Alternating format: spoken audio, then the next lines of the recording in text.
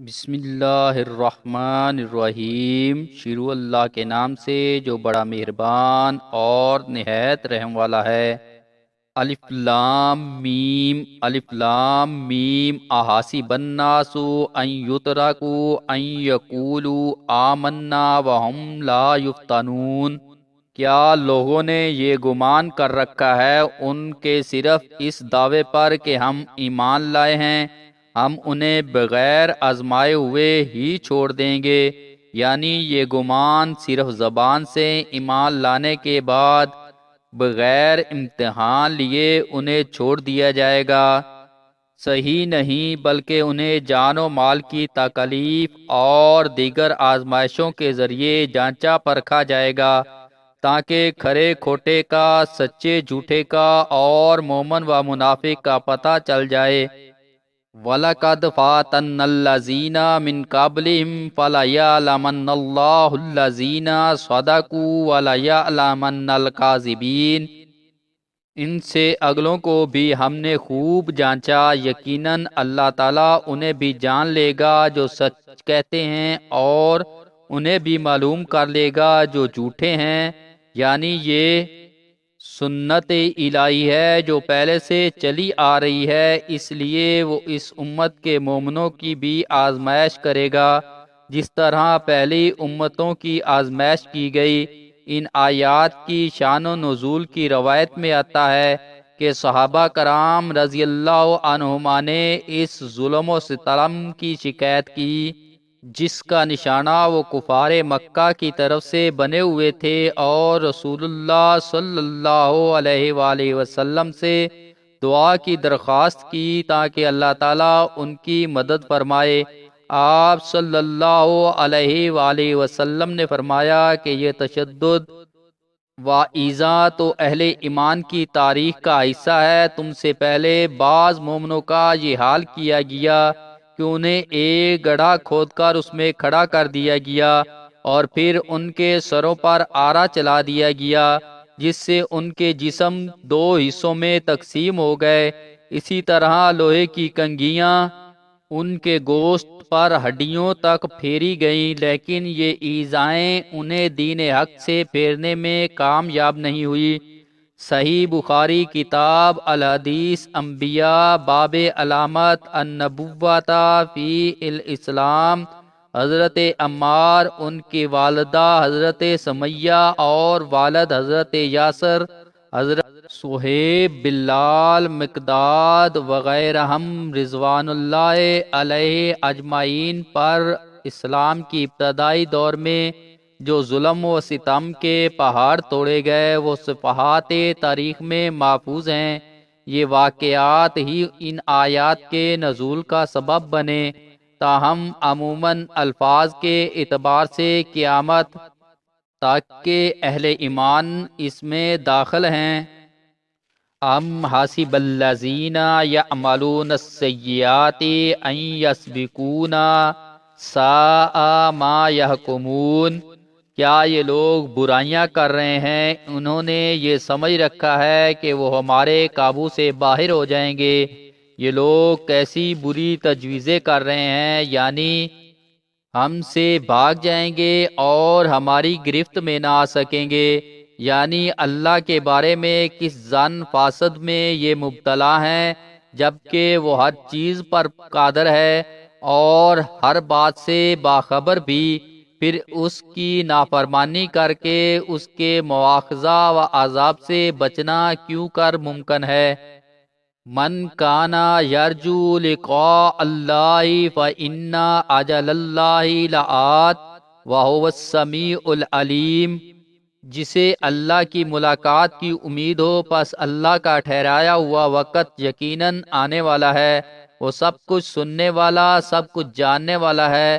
یعنی جسے آخرت پر یقین ہے اور وہ اجر ثواب کی امید پر عمل صالح کرتا ہے، اللہ تعالیٰ اس کی امیدیں بر لائے گا اور اسے اس کے اعمالوں کی مکمل جزا عطا فرمائے گا، کیونکہ قیامت یقیناً برپا ہو کر رہے گی اور اللہ کی عدالت ضرور قائم ہوگی۔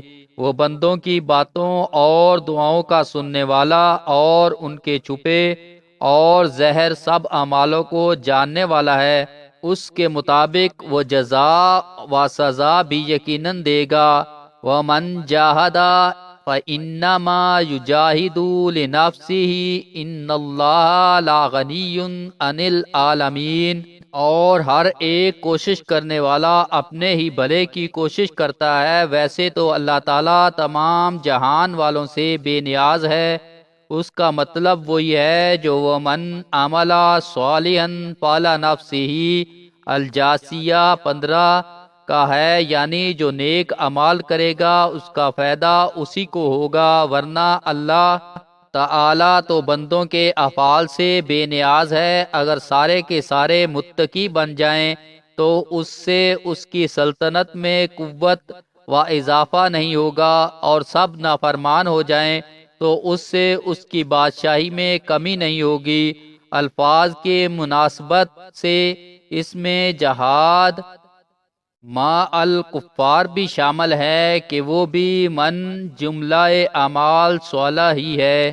والذین آمنوا وعملوا الصالحات لا نکفرن عنہم سیئاتہم ولا نجزینہم احسن الذین کانوا یعملون۔ اور جن لوگوں نے یقین کیا اور مطابق سنت کام کیے، ہم ان کے تمام گناہوں کو ان سے دور کر دیں گے اور انہیں ان کے نیک اعمال کے بہترین بدلہ دیں گے۔ یعنی باوجود اس بات کے کہ اللہ تعالیٰ تمام مخلوق سے بے نیاز ہے، وہ محض اپنے فضل و کرم سے اہل ایمان کو ان کے عملوں کی بہترین جزا عطا فرمائے گا، اور ایک ایک نیکی پر کئی گنا اجر و ثواب دے گا۔ وَوَصَّيْنَا الْإِنسَانَ بِوَالِدَيْهِ حُسْنًا وَإِنْ جَاهَدَاكَ لِتُشْرِكَ بِي مَا لَيْسَ لَكَ بِهِ عِلْمٌ مَا تُؤْتِيهُمَا إِلَيَّ مَرْجِعُكُمْ فَأُنَبِّئُكُمْ بِمَا كُنْتُمْ تَعْمَلُونَ۔ ہم نے ہر انسان کو اپنے ماں باپ کے ساتھ اچھا سلوک کرنے کی نصیحت کی ہے۔ ہاں، اگر وہ یہ کوشش کریں کہ آپ میرے ساتھ اسے شریک کر لیں جس کا آپ کو علم نہیں، تو ان کا کہنا نہ مانیے۔ تم سب کا لوٹنا میری ہی طرف ہے، پھر میں ہر اس چیز سے جو تم کرتے تھے تمہیں خبر دوں گا۔ قرآن کریم کے متعدد مقامات پر اللہ تعالیٰ نے اپنی توحید و عبادت کا حکم دینے کے ساتھ والدین کے ساتھ حسن سلوک کی تاکید کی ہے، جس سے اس امر کی وضاحت ہوتی ہے کہ ربوبیت اعلیٰ واحد کے تقاضوں کو صحیح طریقہ سے وہی سمجھ سکتا ہے اور انہیں ادا کر سکتا ہے جو والدین کی اطاعت و خدمت کے تقاضوں کو سمجھتا اور ادا کرتا ہے۔ جو شخص یہ بات سمجھنے سے قاصر ہے کہ دنیا میں اس کا وجود والدین کی باہمی قربت کا نتیجہ اور اس کی تربیت و پرداخت ان کی غیات، مہربانی اور شفقت کا ثمرہ ہے، اس لیے مجھے ان کی خدمت میں کوئی کوتاہی اور ان کی اطاعت سے سرتابی نہیں کرنی چاہیے۔ وہ یقیناً خالق کائنات کو سمجھنے اور اس کی توحید و عبادت کے تقاضوں کی ادائیگی سے بھی قاصر رہے گا۔ اس لیے احادیث میں بھی والدین کے ساتھ حسن سلوک کی بڑی تاکید آئی ہے۔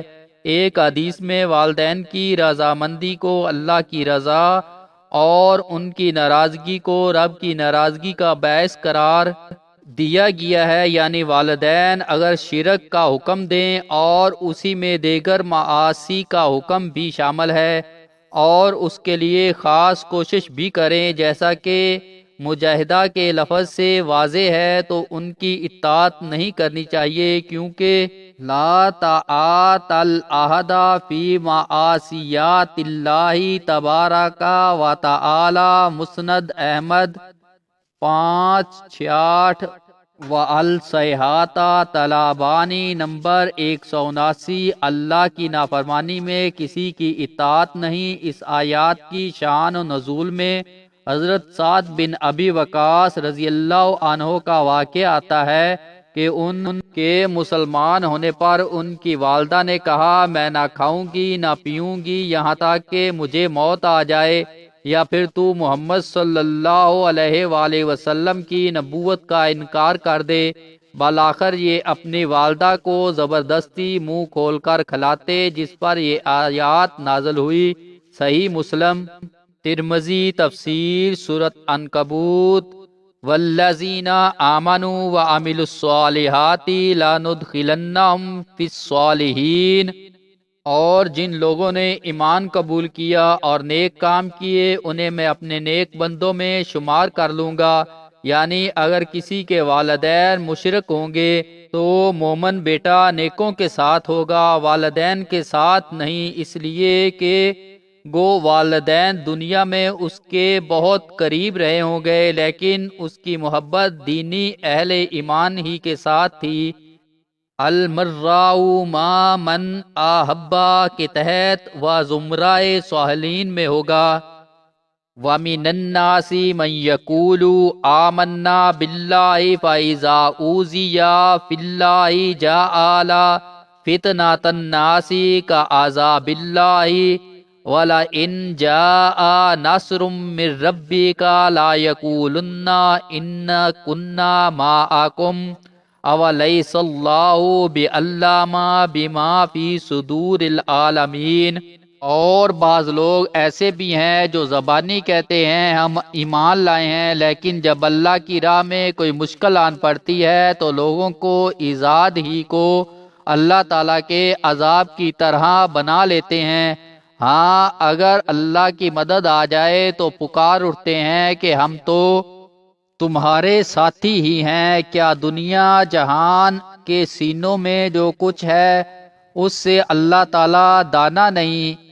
اس میں اہل نفاق یا کمزور ایمان والوں کا حال بیان کیا گیا ہے کہ ایمان کی وجہ سے انہیں ایذا پہنچتی ہے تو عذاب الہی کی طرح وہ ان کے لیے ناقابل برداشت ہوتی ہے، نتیجتاً وہ ایمان سے پھر جاتے ہیں اور دین عوام کو اختیار کر لیتے ہیں، یعنی مسلمانوں کو فتح و غلبہ نصیب ہو جائے۔ یعنی تمہارے دینی بھائی ہیں، یہ وہی مضمون ہے جو دوسرے مقام پر اس طرح بیان فرمایا گیا ہے کہ وہ لوگ تمہیں دیکھتے رہتے ہیں، اگر تمہیں اللہ کی طرف سے فتح ملتی ہے تو کہتے ہیں کہ ہم تمہارے ساتھ نہیں تھے، اور اگر حالات کافروں کے لیے کچھ سازگار ہوتے ہیں تو کافروں سے جا کر کہتے ہیں کیا ہم نے تم کو گھیر نہیں لیا تھا اور مسلمانوں سے تم کو نہیں بچایا تھا۔ النساء 141۔ یعنی کیا اللہ ان باتوں کو نہیں جانتا جو تمہارے دلوں میں ہیں اور تمہارے ضمیروں میں پوشیدہ ہے؟ گو تم زبان سے مسلمانوں کا ساتھ ہونا ظاہر کرتے ہو